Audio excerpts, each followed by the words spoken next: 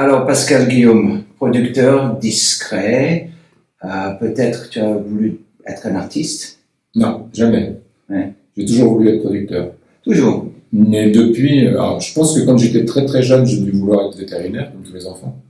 Et après, j'ai voulu être producteur. Ah oui, donc qu'est-ce qui t'a donné cette attirance? Mais je n'en sais absolument rien, parce que moi je viens d'un milieu très modeste dans les Vosges, et où je suis monté à Paris avec Didier Gustin. D'accord. C'était ton premier artiste que tu as produit? Bah oui, enfin produit, on s'autoproduisait, on va dire. Ah d'accord. Et donc en fait, même là, moi je faisais le manager, l'agent, le technicien, le régisseur, tout sauf l'artiste. Ok.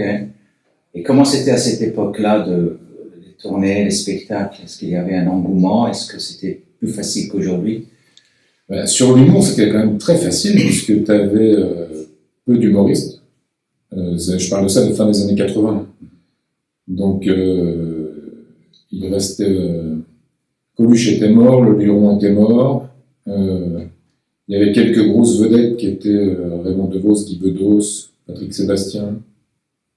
Je sais plus, enfin, je pense qu'il y avait peut-être 10 vedettes de l'humour à cette époque-là. C'était que dans l'humour que tu trouvais plus facile à travailler? Comme j'ai jamais été musicien et que je n'y comprends rien à la musique, parce que comme beaucoup de gens, j'ai essayé de faire du piano et des instruments de musique et tout de suite j'ai compris que c'était pas pour moi. Donc c'était plus facile pour moi, je me reconnaissais plus dans l'humour ou dans le théâtre que dans la musique. Et tu as produit d'autres humoristes aussi? Oui, après, encore aujourd'hui, mais après Didier, ça a été Pierre Palmade, un peu Jean-Marie Bigard, ça n'a pas été très long. Et puis d'autres, puis Olivier de Benoît depuis 7-8 ans maintenant, 10 ans, je ne sais plus. Enfin, pas mal quand même. Et l'humour, est-ce que, à ton avis, est-ce que ça change aujourd'hui? Est-ce que ça... Avant, si on regarde un peu les humoristes, ils avaient des univers. Aujourd'hui, c'est un peu le stand-up qui prend les choses en main. Oui, alors je ne sais pas si ça va... Je pense qu'ils vont recohabiter avec l'humour un peu traditionnel. Parce que j'ai l'impression qu'il y a eu tout un moment où on ne voyait plus que des stand-uppers.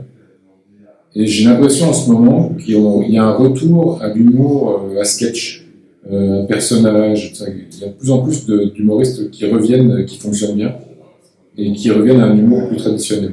C'est très français le monde des sketchs, parce qu'en Angleterre, aux États-Unis, c'était à l'époque où on faisait beaucoup des sketchs, des univers, et le stand-up est vraiment très anglophone. En France. Ouais, mais je trouve que quand on voit Guy Bedos, il avait une partie stand-up aussi dans ses spectacles. Quand il faisait le cirque d'hiver, quand il faisait sa revue de presse, c'était très stand-up. Il y avait aussi des sketchs, mais il y a eu beaucoup d'humoristes qui faisaient aussi du stand-up sans le savoir. Oui, comme Raymond DeVos aussi, dans une manière aussi. Bien sûr. Ils avaient un univers quand même, mais c'était... C'est ça, mais des gens qui racontaient un peu leur vie sans qu'il y ait un noir forcément à la fin de chaque sketch, ça existe depuis longtemps quand même. Alors, aujourd'hui, vous dirigez 2 théâtres, ou 3? 2. Saint-Georges. Pourquoi 2 théâtres? Est-ce que c'est important en tant que producteur d'avoir des théâtres à Paris? C'est quand même très important. Alors moi, j'ai jamais voulu avoir de théâtre. C'est le hasard de la vie qui a fait que j'en ai eu un premier. Parce que quand j'avais produit, pour raconter une histoire vite fait, j'avais produit un spectacle au Tristan Bernard à l'époque d'Eddie Sayovici.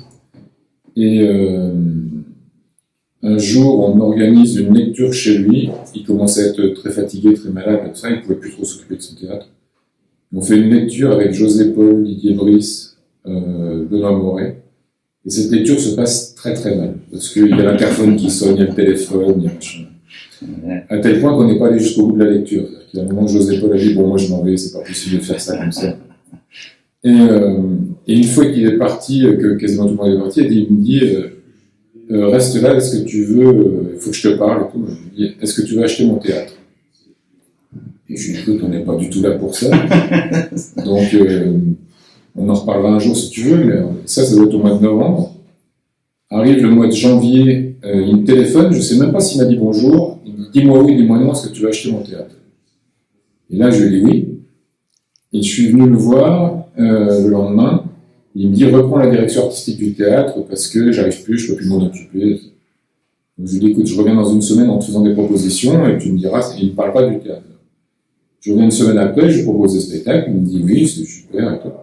Et donc je coproduis mes spectacles avec le Tristan Bernard et il me fixe un prix de vente et que je négocie même pas parce que le prix était très correct pour l'époque.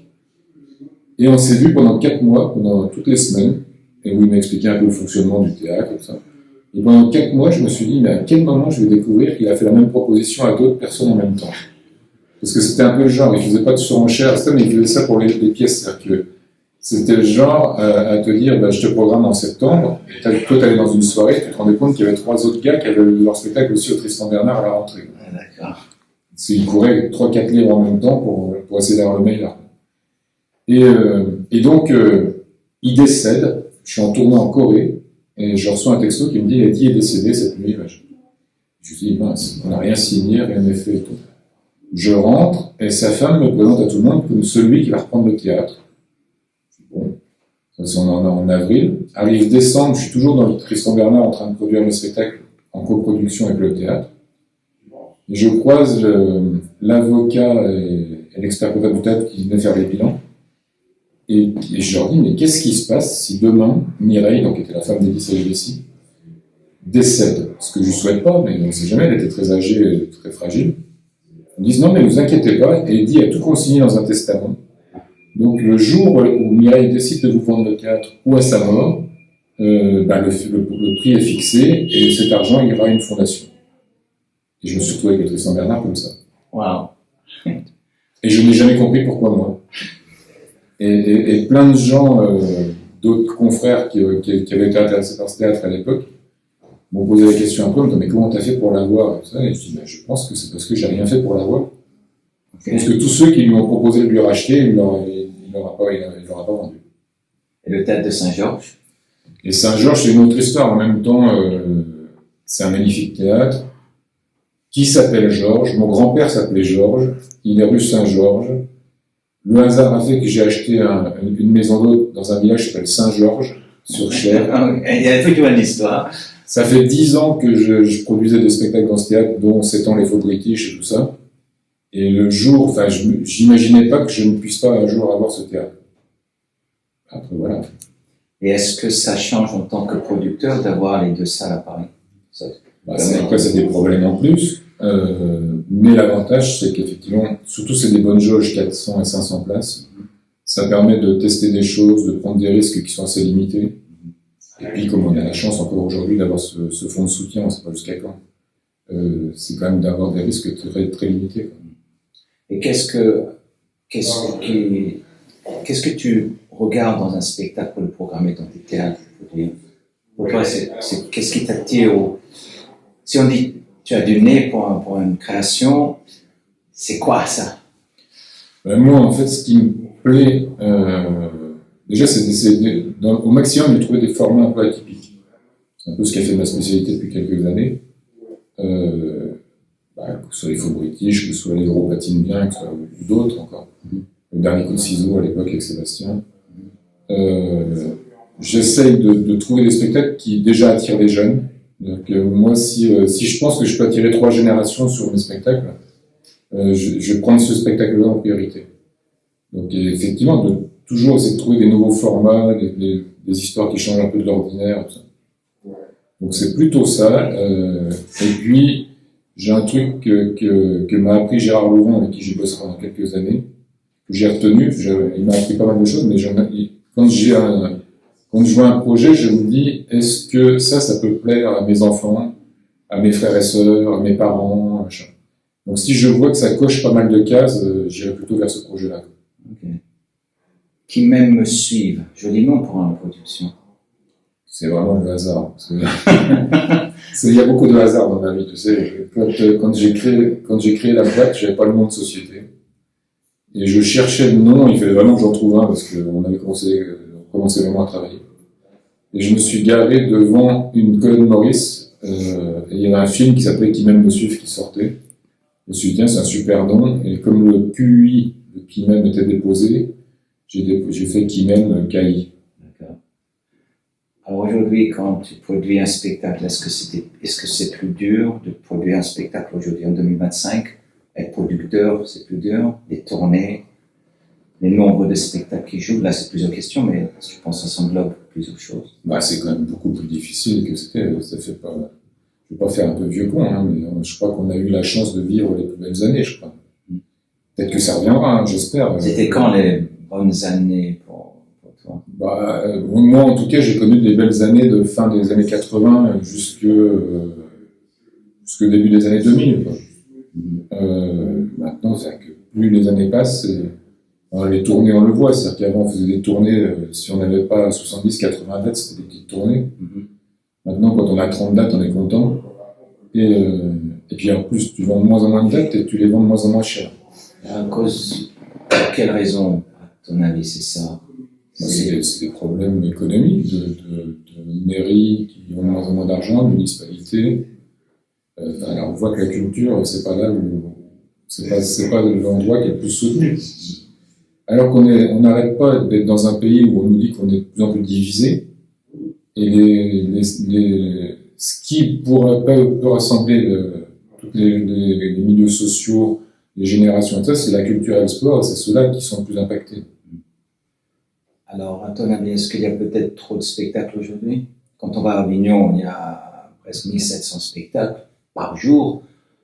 Est-ce qu'on est un peu dans un petit, soit décadence ou un trop plein et on n'arrive pas à les faire tourner, qui vivent? Mais on est comme les paysans. C'est-à-dire que on n'arrête pas de produire alors qu'on n'a pas les moyens de diffuser.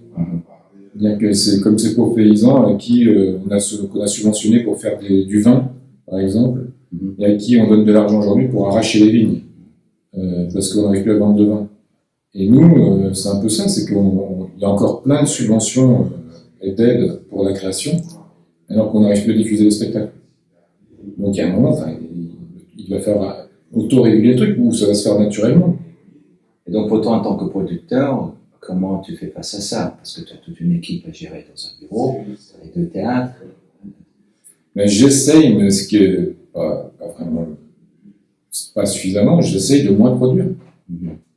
Et moins on veut produire, plus on reçoit de projets. Donc, ce que je disais régulièrement avec mon équipe, je pense que si je m'amusais à calculer, je reçois, en ce moment, parce que c'est la période, l'automne, je dois recevoir entre 1 et 5 propositions par jour de gens qui me demandent de coproduire leur spectacle pour Avignon.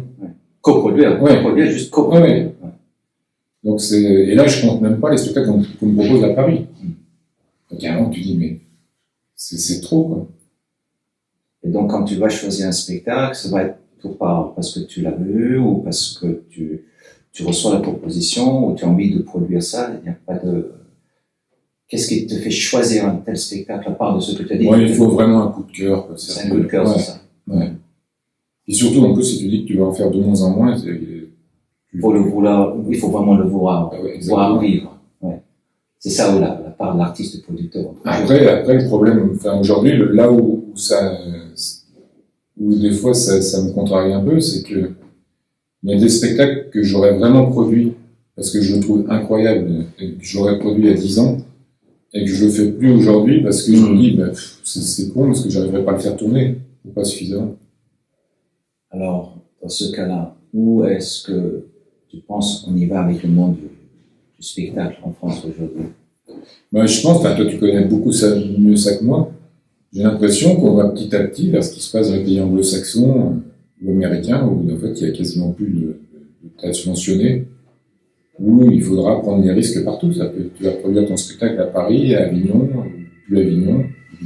Quel est l'intérêt d'aller à Avignon après si on t'achète plus des spectacles, des tirs à toile, louer les théâtres en région et produire dans la région? Oui, parce que quand on regarde les pays anglophones, parce que ça brasse autant de monde anglophone dans le monde entier, et c'est connu par exemple Londres ou New York, mais Paris c'est très français, donc peut-être la vie d'un spectacle peut être assez court, et les gens... Est-ce que par exemple la billetterie aujourd'hui, est-ce que c'est beaucoup plus cher pour les gens d'aller au théâtre? Non, quand tu regardes un peu les études qui sont faites et tout ça, le prix moyen n'augmente pas, en fait. Très peu. Au théâtre, c'est-à-dire que autant en musique ça augmente, mais par un phénomène qui est un peu truqué par les gros événements, c'est-à-dire que si tout d'un coup tu as 8 gros stades de France, un Vélodrome à Marseille, tout, avec des artistes internationaux qui vendent leur place à 150 ou 200 euros, le prix moyen augmente, mais nous dans le théâtre ça ne demande pas.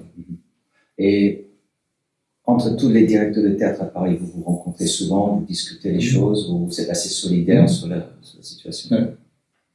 Oui, et non seulement, pour finir ce truc, c'est que ça, non seulement tu n'augmentes pas ton prix moyen, mais tes charges augmentent. Parce que, enfin, tu connais aussi bien ça que moi, quand tu veux faire un décor que tu arrives à faire à 20 000 aujourd'hui, il est peut-être souvent à 25 ou 30, parce que tout a augmenté, les matières premières et machin. On a tout un système qui ne va plus, tout le monde veut des points sur tout. C'est-à-dire que c'est aussi là où les anglo-saxons sont plus forts que nous. Ils ont quand je vois des fois qu'on te dit qu'il y a des grosses comédies musicales anglo-saxonnes où la totalité des droits ne dépasse pas 15%, tu dis, mais attends, nous on est à 12 de SACD, plus 5 ou 4 ou 5 de mise en scène, plus maintenant 1% sur la scénographie, 1% de la lumière vaut des points, les costumes vaut des points, bientôt, même des fois tu fais appel, on t'impose des coiffeurs, tu commences avec des vedettes. Où on te dit, ah ben il a un agent. Donc, on est bien fou. Alors, pour terminer notre petite rencontre, comme ça, des petites questions que tu réponds librement comme ça. Si tu étais un artiste, tu serais qui? C'est drôle, parce que moi j'ai jamais voulu être un artiste. c'est ça que je demande. Non, moi, le mec qui m'a fait rêver pendant longtemps quand j'étais jeune, qui a été connu beaucoup plus parce qu'il était producteur, mais qui au départ était un artiste, c'était Lee Barclay. Ah oui. Donc je vais rester dans mon rêve d'être Lee Barclay. Il a fait beaucoup pour le métier Lee Barclay. Il a fait énormément. C'est lui qui avait signé Brel, Aznavour, Piaf, je crois, peut-être même Brassens. Et puis surtout, c'est lui qui a ramené le disque vinyle en France, qui était très réputé et très connu, très ami avec des gens comme Quincy Jones et des gens comme ça, dans le jazz. Donc oui, il a fait beaucoup pour ce métier. Paris est plus théâtral et très peu musical. Eh ben, je pense, peut-être aujourd'hui, mais à une époque quand même, il y avait beaucoup d'endroits où il y avait de la musique à Paris. Les cabarets, les trucs. Justement, quand on parlait de ces chanteurs-là, ils ont tous démarré dans des cabarets. Ouais. Il n'y a plus beaucoup d'endroits comme ça, ou alors je ne les connais pas, mais où il y a des chanteurs qui passent le soir. Et par rapport, il y a beaucoup de comédies musicales qui commencent à venir à Paris. Est-ce que, à ton goût, est-ce qu'on pense un peu trop anglophone qui commence à mettre sa patte et ça marche un peu sur le monde théâtral ou il y a un peu place pour tout? Je suis pas sûr. Je pense après, je pense qu'on devrait aussi, il y a aussi moyen de créer des comédies musicales françaises, je pense. Parce que à une époque, c'était difficile, on n'avait pas les talents. Quand on voyait le niveau qu'il y avait à Londres ou aux États-Unis. Maintenant, quand tu vois certaines comédies musicales, si on prend le temps de chercher tout ça, il commence vraiment à y avoir en France des gens qui savent bien chanter, danser, jouer la comédie, ouais. Donc je pense que ça, on peut y arriver, mais il faut aussi maintenant qu'on ait les auteurs-compositeurs qui soient capables de faire des choses bien. Si tu étais une chanson ou une musique? Eh ben, attends, c'est drôle ça. Je sais pas. J'ai entendu une chanson ce matin. Attends. Je l'avais oublié cette chanson, j'ai trouvé ça magnifique. Attends. Je vais te dire. Pardon. Ouais, non. Une chanson de Reggiani. Il suffit d'un petit rien. Non. J'allais parler de Reggiani parce que Jean-Max Rivière. Le temps qui reste. Le temps qui reste. Je sais pas si tu connais cette chanson. Non, mais. Elle est incroyablement belle. C'est le mec qui raconte, il sait pas combien de temps il lui reste à vivre. Est-ce que c'est 1 heure, est-ce que c'est 10 minutes, est-ce que c'est des semaines, des mois, des années. Et qui fait tout un truc là-dessus, sur toute sa vie, sur les gens qu'il a connus, sur sa femme, sur machin. C'est incroyable. Non, parce que je pensais à Reggiani souvent, parce que Jean-Max Rivière vient de nous quitter, et c'est lui qui avait écrit pas mal des chansons pour Reggiani. Ouais. Donc, c'est le temps qui reste. Le temps qui reste. Ouais. Ah, je vais écouter ça, j'aime bien le très belle chanson. Oui, très bien. Oh, un joli choix. Si tu étais un instrument de musique, Ah, voilà, je te mets les grandes questions là. ouais. Tu peux répondre tout sur le métier, mais sauf ça. L'instrument de musique, ça a peut-être la batterie, parce que La batterie. c'est celle qui donne le rythme. Ok. Si tu étais un auteur, Un auteur, eh ben, j'en sais rien, finalement. ça peut être du théâtre, ça peut être un livre. Ah ouais. J'ai même pas de nom. Ah, Victor Hugo. Oui, J'ai tellement aimé. Il y a tellement de choses belles chez Victor Hugo. tu as beaucoup lu. Ou Alexandre Dumas. Oui. Pour ce qu'il a écrit, j'ai adoré. Puis en plus, j'ai adoré ça quand j'étais gamin, et là, je relis des choses et je trouve ça va être tellement beau. Ouais, Alexandre Dumas. Quand tu as lu quelque chose à une certaine époque et tu le lis aujourd'hui, tu le lis avec un autre regard. Eh oui. C'est totalement différent. Ouais. Tu lis les Trois Mousquetaires aujourd'hui, tu vois pas les mêmes choses que tu voyais quand tu C'est avais. comme la chanson, le temps qui passe. Hein. Le temps qui reste. Le temps qui reste. Le temps qui reste. À un certain Et là, âge, c'est à un certain âge, on se pose la question. ça parle beaucoup plus. Oui, il faut. D'accord. Si tu étais un animal, Ah, un chien. Mais ou un chat. Parce qu'un chat, t'es quand même drôlement peinard. oui, dans ton métier, je le vois bien, oui. Ah, moi, je vois mon chat. J'ai un chat, un chien. Alors, le chien est génial parce qu'il adore s'amuser, s'éclater. Et puis, c'est fidèle, c'est toujours à côté de toi. Le chat, c'est tellement indépendant. Ça vit sa vie. S'il n'a pas envie de te voir, il va se coucher dans un coin et tu le vois toute la journée. Ouais, ok. Si tu étais un sportif, J'aime tellement pas le sport. aucun. Mais c'est le caractère, la personnalité, Ouais, les escrimeurs, je trouve. Ah oui, Ouais. escrimeur. On reste avec Alexandre Dumas, là. Ouais, puis même, tu vois, c'est un beau sport, je trouve. Quand tu touches, je sais pas comment ils appellent ça, tout, mais je trouve que c'est très élégant. Très bien. Un plat. Un plat, alors, il y en a beaucoup, hein. Alors, il y a un truc que beaucoup de monde déteste parce que j'ai mangé ça il y a pas longtemps et j'ai découvert ce truc-là. C'est une tête de veau sauce diable. C'est incroyable. Qu'est-ce qu'il y a dedans? Alors, mais la sauce est tellement compliquée à faire, il y a des tonnes d'ingrédients et tout ça, dont de la truffe, des olives, des trucs, enfin, c'est un truc de fou, quoi. Et c'est très très rare. J'ai découvert ça il y a pas longtemps. Sauce de diable. Okay. Sauce diable. Sauce diable. Un boisson, une boisson. Oh, le vin rouge. Oui. Mais Châteauneuf-du-Pape Oui, allez, Châteauneuf. ou Languedoc, le Puech, tu connais le Puech Roux, ces choses, c'est vraiment ça. C'est pas mal. Ouais. Il y a, dans un autre genre, il y en a un que j'avais beaucoup aimé, que m'avait fait découvrir de Jean-Louis Foulquier à l'époque, qui a un nom marrant qui s'appelle le Pécharmant, et qui est un vin du sud-ouest et qui a un super vin. Oui, avec le veau, avec la sauce diable. Ouais. C'est parti. Allez, deux petits derniers. Si tu étais une ville, Paris. Pour l'instant, je suis encore pas dégoûté de Paris. Puis c'est quand même, ça, même si on se plaint de plein de choses et tout, mais c'est quand même une ville qui vit encore beaucoup et qui est encore agréable. Moi, je prends du plaisir à me promener la nuit dans Paris. et si tu étais un arbre, Un arbre. Qu'est-ce que je pourrais être? Un chêne, parce que c'est robuste quand même, le chêne. Puis ça dure longtemps. Ou alors l'olivier. Parce que l'olivier, c'est dingue quand même, parce que ça peut vivre des centaines d'années. ah, donc Et toujours produire le des temps qui fruits. reste, hein, on est parti.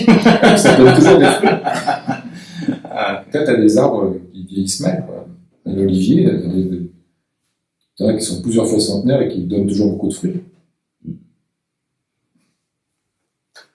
Voilà. bravo, merci Pascal, c'était chouette.